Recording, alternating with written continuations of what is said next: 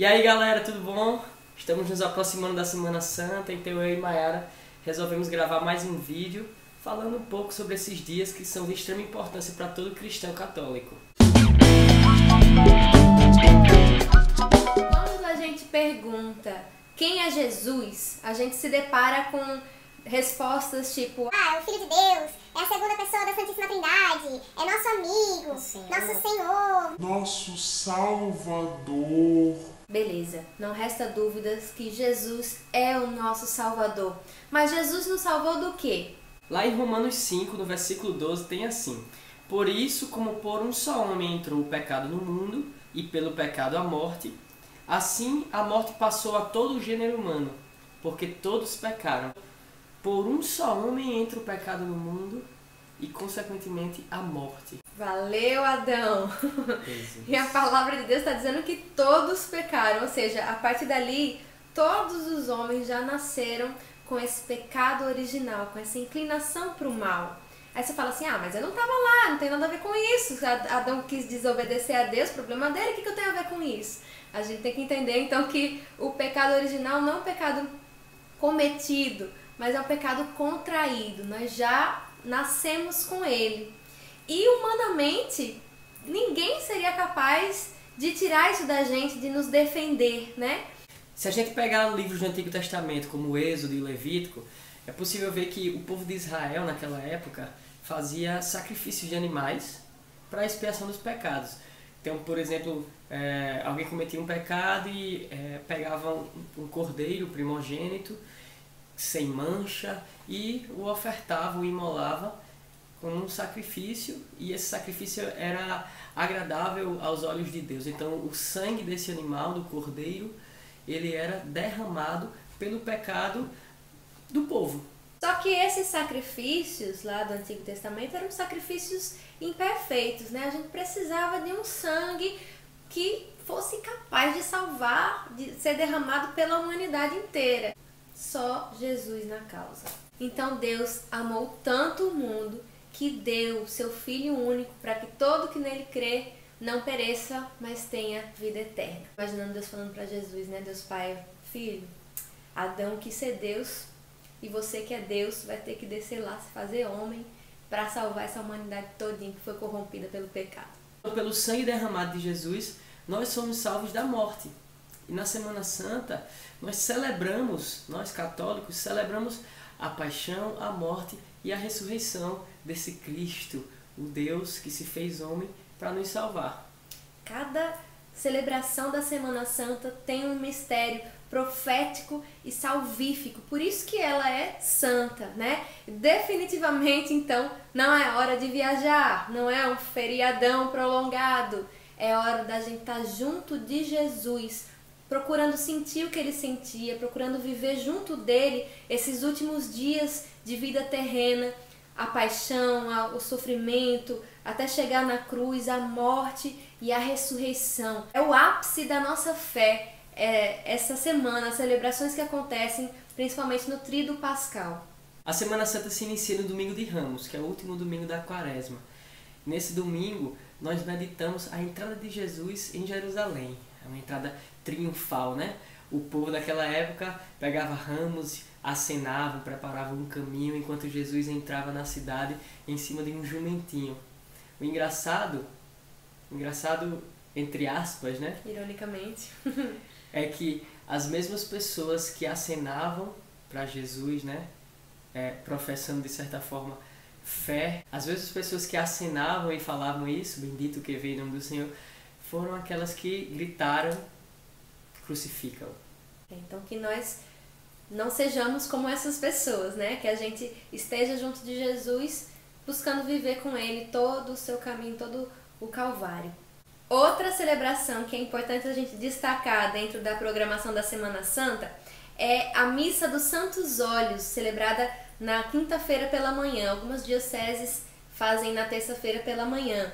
Missa dos Santos Óleos, não são os óleos, não.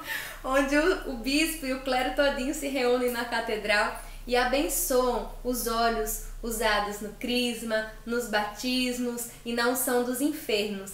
Essa missa também é chamada a Missa da Unidade. porque eles todos renovam as promessas sacerdotais. E na noite da quinta-feira dá-se início ao Tríduo Pascal. As celebrações do Tríduo Pascal, né, que são as celebrações dos 3 últimos dias da Semana Santa, elas são consideradas as mais belas, as mais importantes de toda a liturgia da igreja. Então, na quinta-feira à noite, que na verdade já é sexta, porque o calendário judaico é lunar, então para eles, assim que o sol se põe, já se considera um novo dia, diferente da gente, que é meia-noite, né? Não, para eles, assim que o sol se põe, já é outro dia. Então, quinta-feira à noite, na verdade, já é sexta. Nós celebramos, então, a Ceia do Senhor. É na Missa da Ceia do Senhor, também conhecida como Missa de Lava-Pés, que celebramos a instituição da Eucaristia, do sacerdócio, e também aprendemos, né, com o nosso Mestre, o nosso Senhor, a sermos servos humildes, através do seu exemplo, lavando os pés dos seus discípulos. O Filho do Homem não veio para ser servido, mas para servir. Depois, então, de instituir a Eucaristia, o sacerdócio, lavaram os pés dos apóstolos, inclusive Judas, Jesus vai para o horto e entra em agonia. É por isso que ao final dessa celebração a gente sai em procissão, faz um translado com o Santíssimo Sacramento e permanece em adoração até a meia-noite. Ou seja, a gente fica ali junto de Jesus nessa agonia, vivendo junto com ele, se mostrando solidário a ele. Depois da meia-noite, Jesus foi levado para ser espancado e morto. E é por isso que depois deste momento, Jesus não vai para o sacrário, os sacrários ficam vazios. Não sei se vocês já perceberam, mas nas igrejas, depois desse momento que a gente fica adorando Jesus, sofrendo junto com ele, o Santíssimo é carregado para outro lugar diferente do sacrário, no qual ele normalmente fica. É como se Jesus saísse de cena. Nós sabemos que ele vai voltar na ressurreição, mas nesse vácuo, nessa dor, ele sai um pouquinho de cena e para simbolizar isso, os sacrários ficam vazios. Na sexta-feira a gente celebra a paixão e a morte de Jesus. Então, é um dia reservado, um dia de silêncio, um dia de meditação, de oração, de respeito pela morte daquele que deu sua vida por nós.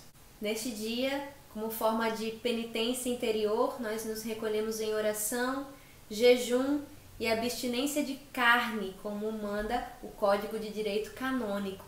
E só um parêntese aqui, a abstinência é diferente de jejum, certo? A abstinência é você se privar de algo que você goste muito. Enquanto o jejum é você se privar de uma refeição. O jejum está diretamente ligado à refeição, uma ou mais refeições. Então nós nos privamos de comer carne de animais de sangue quente. O que é que a gente pode comer na sexta-feira da paixão? Comer peixe, ovo, queijo, mas nada de frango, carne de boi, carne de porco, certo? E além disso, dessa abstinência, a gente faz um jejum. Você escolhe o jejum que mais te convém, que mais te agrada. Existem vários tipos de jejum. Por exemplo, o que você escolhe uma refeição para fazer completa e as outras duas você faz uma refeição simples, um lanche, algo que somando as duas você não chega a uma completa, sabe? Então escolhe, vou almoçar, mas no café da manhã eu vou comer uma frutinha, na janta eu vou comer outra coisa leve, né? Esse é um tipo de jejum. Existe também o jejum de pão e água. De manhã, na hora do café da manhã, a gente come um pãozinho. Depois, ao meio-dia, a gente come outro pãozinho. Pode tomar água à vontade, encerrando às 18 horas. Também tem o jejum só de líquidos, onde você toma sucos, água de coco, chá, só líquidos. E também tem o jejum completo, que aí seria só água, que você pode, né? Ou tem gente que faz nem isso, e se encerra às 16 horas. Então tem esses tipos de jejum que a igreja orienta, e é importante a gente escolher um para se recolher em oração e jejum nesse dia da paixão.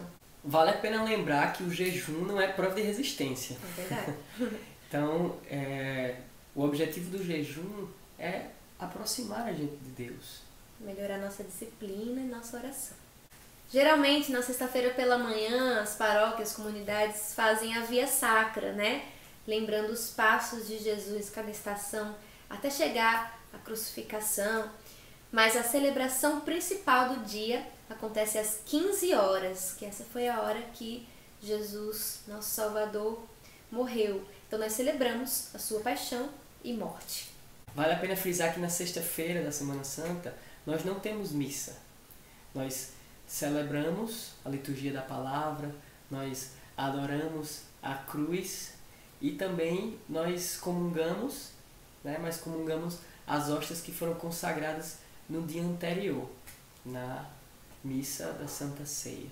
Do entardecer da Sexta-feira Santa até o entardecer do sábado é um dia também que a gente deve se recolher em oração, em silêncio, em respeito, né? O nosso Salvador, sabe onde ele está nessa hora? Ele está lá na mansão dos mortos. Mas o que acontece no terceiro dia? Ele ressuscita. Então no sábado à noite, né? Lembra que já é outro dia? Nós temos a grande celebração da Vigília Pascal, a Missa das Missas, né? Celebração maior que essa não há, mais linda que essa não há. Essa é a noite conhecida como Noite Mil Vezes Feliz, porque a gente escuta o anúncio de que o nosso Senhor venceu a morte, que Ele vive, Ele ressuscitou. Essa missa, gente, é linda demais. A igreja começa toda apagada, porque imagina só, nós estávamos nas trevas com o pecado, né? E a luz de Cristo veio nos salvar. Então a igreja permanece apagadinha, aí tem a bênção do fogo e do Círio Pascal, que é novinho também.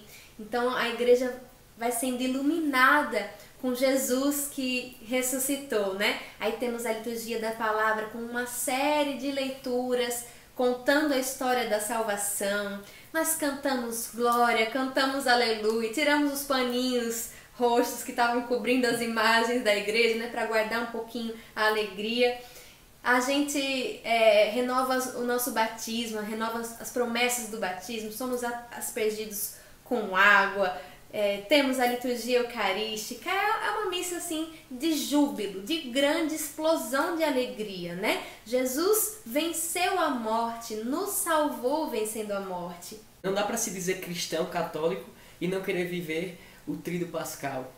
Não faz sentido você dizer que é católico e não ir à missa das missas, a Páscoa do Senhor, celebrar a ressurreição do nosso Deus. Pois é, eu ainda me lembro da primeira vez que eu participei ativamente do Tríduo Pascal, né? Porque a Páscoa para mim, antes de eu me converter, antes de ter a minha experiência, eu já lembrava de ovo, de chocolate, de coelhinho, né? E graças a Deus, hoje a Páscoa para mim tem um significado de extrema importância na minha vida. Jesus me salvou, Jesus venceu a morte por mim, derramou o seu sangue por mim. Como é que eu não vou viver junto dele esses momentos? Minha gente, tem tantas outras épocas para vocês viajarem. Semana Santa não é não é tempo de ficar passeando, não. É tempo de estar junto de Jesus, aos pés da cruz, vivendo o que ele viveu, se solidarizando com o que ele passou por cada um de nós. E vale muito a pena, é assim, muito emocionante. E é isso. Eu espero que a gente possa se encontrar nessa unidade, nessa semana verdadeiramente santa que se aproxima. Que Deus abençoe todos vocês e até o próximo vídeo.